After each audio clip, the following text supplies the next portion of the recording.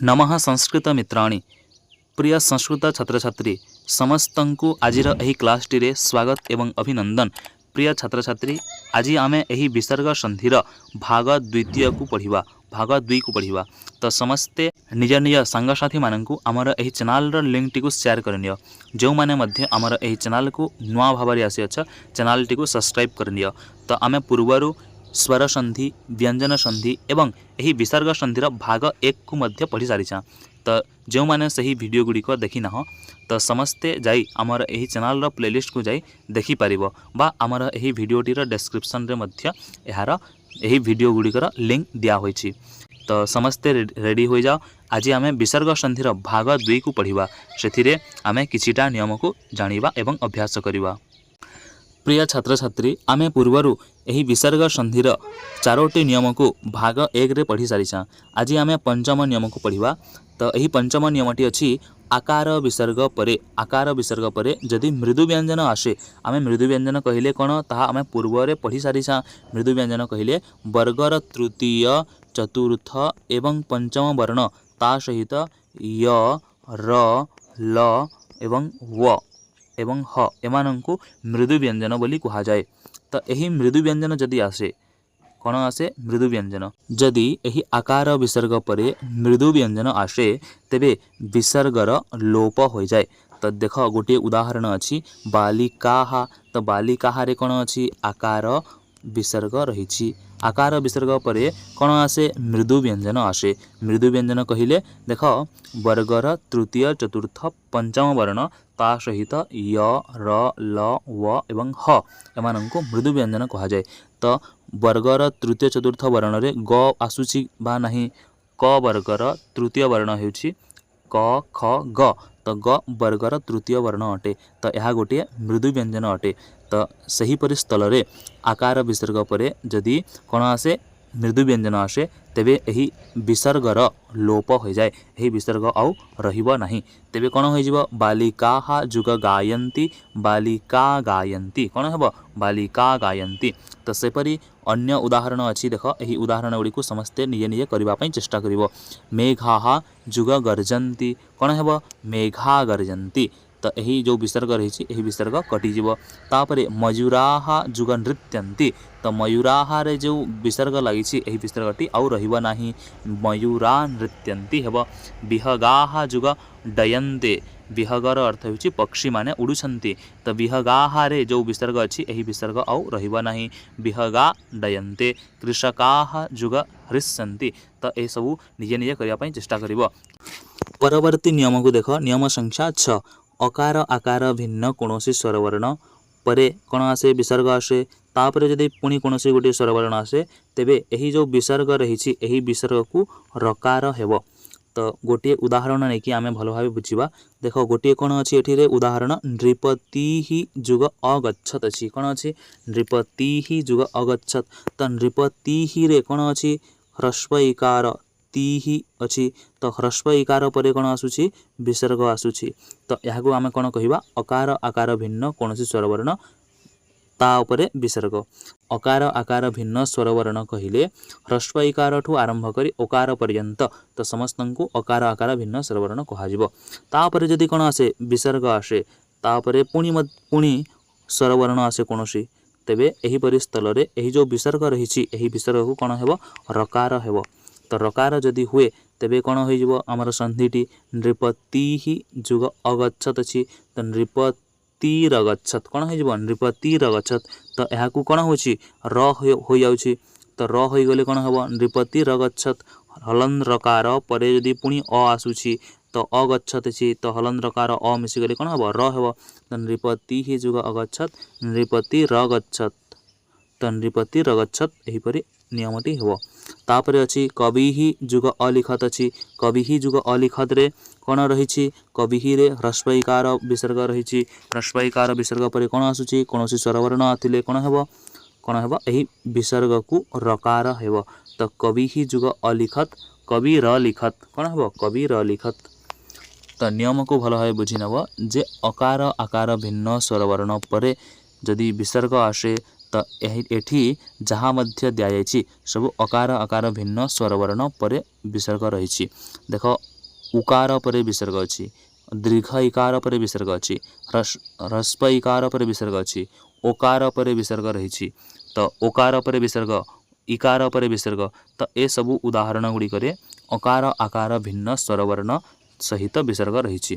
तो तापरे कौन आसूची कौन स्वरवर्ण अ ठू आरंभ करी ओ पर्यंत कौन स्वरवर्ण आसे तेबे सहीपरि स्थल रे सही विसर्ग को रकार हेब। रकार जदि हुए तेबे सही रकारटा परवर्ती स्वरवर्ण सहित मिसीज। तो साधु जुग आगच्छति कौन हेब साधुरागच्छति। सुधि जुग एसह कौन हेब सुधीरेसह। सुधीरेसह। तो ए सबू अभ्यास को निजे निजे करने चेष्टा कर। जदि जानू ना हेउ नाही तेबे आमर एही उत्तरमाला को मध्य देखि पारिबो। तो सहीपरि भाव में यार संधि विच्छेद मध्य समस्ते करने चेष्टा करिवो। रवि रुदेति तो रवि ही जुग उदेति कौन हेब रविरुदेति। मुनिरध्यापयत मुनि ही जुग अध्यापयत मुनिरध्यापयत। तो यही सबू संधि विच्छेद मध्य करिवो एवं संधि मेलन मध्य समस्ते करने चेष्टा करिवो। जदि जानू ना कौन सी जगार भूल रहुछि तेबे आमर एही उत्तरमाला को देखि समस्ते करिनेब। निज खातार नोट डाउन करि परिबो बा यार स्क्रीनशॉट मध्य नहीं कि लिखि पारि। आमे परवर्ती नियम को जीवा। अकार आकार भिन्न कौनसी स्वरवर्ण आमे ऊपर ही पढ़ी के आसीचा कि अकार आकार भिन्न स्वरवर्ण कहले कौन। तापरे जदि विसर्ग आसे एवं तापरे मृदु व्यंजन आसे तेबे सही परिस्थल रे मध्य सही विसर्ग को रकार हेब। तो मृदु व्यंजन कहले वर्गर तृतीय चतुर्थ पंचम एवं ह य व र ल एमानंको मृदु व्यंजन बोली कहा जाए। तो एपरि स्थल रे सही विसर्ग को कौन हेब रकार हेब। तो गोटे उदाहरण देख गुरुहु जुग ब्रह्मा अच्छी कौन अच्छी गुरुहु जुग ब्रह्मा। तो गुरुहु रे उकार अच्छी उकार परे कौन आसूची विसर्ग आसूची। तो यहाँ आम कौन कहवा अकार आकार भिन्न कौन स्वरवर्ण पर विसर्ग। तापरे कौन आसूची कौन मृदु व्यंजन आसूची। तो मृदु व्यंजन रे कौन अच्छी ब अच्छी। तो बटा गोटे कौन मृदु व्यंजन अटे बकार बकार मृदु व्यंजन अटे कहीं बटा प वर्गर तृतीय वर्ण अटे प फ व। तो बटा तृतीय वर्ण अटे। तो यह गोटे मृदु व्यंजन अटे। तो एपरि स्थल रे यही जो विसर्ग रही विसर्ग को कौन हो रकार हो रकार होइकी ता आग परवर्ती वर्ण सहित मिसीज। तो गुरुहु जुग ब्रह्मा कौन हेब गुरुर ब्रह्मा। तो यही जो रकार रही यही रकार रेफरे परिवर्तन हेब। तो गुरुहु जुग ब्रह्मा गुरुर ब्रह्मा। तापर अच्छी गुरुहु जुग विष्णु गुरुर विष्णु कौन हो गुरुर विष्णु। तो यहीपरि यही समस्त अभ्यास को निजे निजे करने चेष्टा करिवो। देख गुरुहु जुग देव अच्छी कौन हेब गुरुर्देव। हरे जुग नाम हरेर नाम। वायु जुग वाति वायुर्वाति। मुहुहु जुग मुहुहु मुहुर्मुहुहु। तो यहीपरि समस्ते यही नियम को निजे निजे जानी यही अभ्यास करने चेष्टा करिवो। जदि न जानुछ तेबे आमर यही उत्तरमाला को देखि पारिवो। पर देख परवर्ती नियम कौन अच्छी विसर्ग परे जदि क बा ख आसे तेबे यथा पूर्व स्थिति जेपरी ताहा थिला तो सेपरी रहिबो कौनसी परिवर्तन हेब नाही। देख गोटे उदाहरण अच्छी कह जुग किम करोति। तो यहीपरि स्थल रे कौन अच्छी विसर्ग अच्छी विसर्ग परे कौन आसूची क किंबा ख आसूची। तो क आसूची तो क आसिले किंबा ख आसिले कौन हेब यही नियम रे कौनसी परिवर्तन हेब नाही। यह जेपरी थिला सेपरी रहिबो। तो कौनसी नियम परिवर्तन न हेले कौन हेब जेपरी अच्छी सेपरी लिखि नेब। कह जुग किम करोति कह किम करोति। सहीपरि बानरः जुग कदलीम खादति बानरः कदलीम खादति। तो जहाँ अच्छी ताहा ही रहिबो कौनसी नियम परिवर्तन हेब नाही। तो यह आमर ऊपर जो अभ्यास थिला तार उत्तरमाला अटे। तो यहाँ को स्क्रीनशॉट नहीं पारिबो बा निज खातार लिखि पारिबो। आग को देख परवर्ती नियम विसर्ग परे जदि प बा फ आसे तेबे यथा पूर्व स्थिति। तो आम ऊपर पढ़िला कि विसर्ग परे जदि क बा ख आसुची तेबे ताहा कौनसी परिवर्तन हेब नाही। तो सहीपरि यह मध्य कौनसी परिवर्तन हेब नाही। पुनः जुग पुनः अच्छी तो यह जेपरी अच्छी सेपरी रहिबो पुनः जुग पुनः कहीं विसर्ग परे प फ आसुची तेबे जहाँ थिला ताहा ही रहिबो। ब्राह्मणः जुग पूजयति ब्राह्मणः पूजयति। विष्णु जुग पालयति विष्णु पालयति। तो यही उदाहरण को समस्ते भल भाव पढ़ी नेब। तापर देख नेक्स्ट परवर्ती नियम कौन अच्छी विसर्ग परे जदि च बा छ आसे तेबे ସେହି विसर्ग कौन हो तालव्य सकार हेबो एवं तापरे जहाँ अच्छी ताहा रहिबो। तो देख गोटे उदाहरण अच्छी पुनः जुग च कौन अच्छी पुनः जुग च तो यही जो पुनः अच्छी तो विसर्ग परे कौन आसूची च बा छ आसूची तो यहीपरि स्थल में यही विसर्ग कौन हेबो तालव्य सकार हेबो। तो ये थिला नियम कह जुग चन कौन हेबो कश्चन कह जुग चित कौन हेबो कश्चित यही जो क परे जो विसर्ग अच्छी यही विसर्ग को तालव्य सकार हेबो एवं तापरे जो चित अच्छी ताहा मिशीजिवो तेबे कह जुग चित कश्चित गावः जुग चरन्ति गावश्चरन्ति पूर्णः जुग चंद्रः पूर्णश्चंद्रः नीहि जुग चयः निश्चयः शिरः जुगच्छेदः शिरोच्छेदः। तो यहीपरि यही उदाहरण को भल भाव पढ़ी नब। तापरे देख सही समान नियम अटे कौन अच्छी विसर्ग विसर्ग परे जदि कौन आसे त आसे त बा थ आसे तेबे एहीपरि स्थल रे एही विसर्ग को कौन हो दंत्य सकार हेबो दंत्य सकार हेबो। ऊपर आमे कौन पढ़िला जदि विसर्ग परे च आसे बा छ आसे तेबे एही विसर्ग को कौन हेबो तालव्य सकार हेबो जदि विसर्ग परे त आसे तेबे दंत्य स विसर्ग परे जदि च आसे तेबे तालव्य स। तो यहीपरि यही दुईटी नियम बहुत काम आसब। तो भल भाव पढ़ी नब अभ्यास करनब। नमः जुगते अच्छी कौन हेबो नमस्ते नमः जुगतुभ्यम नमस्तुभ्यम। तो एठी दंत्य सकार हेउछि काहाको विसर्ग को।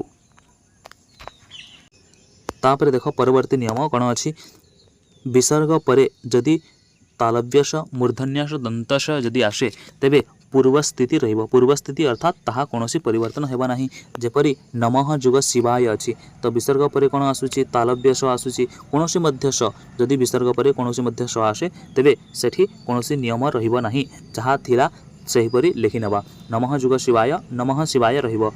तापरे नमः जुग षण्मुखाय नमः षण्मुखाय बा नमः षण्मुखाय तो यहीपरि मध्य आमे करि परिबा।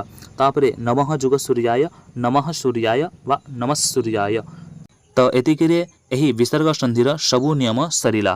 तो जदि भिडियोटी भल लाଗୁଛି ठीक भाव में बुझी होउछि तुमर किछि कामरे आसुछि तेबे निश्चित भाव में भिडियोटी को लाइक कमेंट और शेयर करनियो। आमर टेलीग्राम ग्रुप रे जो माने मध्य जॉइन होइना आमर एही भिडियोटीर डिस्क्रिप्शन रे अछि समस्त जाई आमर सही टेलीग्राम ग्रुप रे जॉइन होई जाओ। तो आज एतिकी पुणी आसीबा अन्य एक भिडियो रे बहुत बहुत धन्यवाद।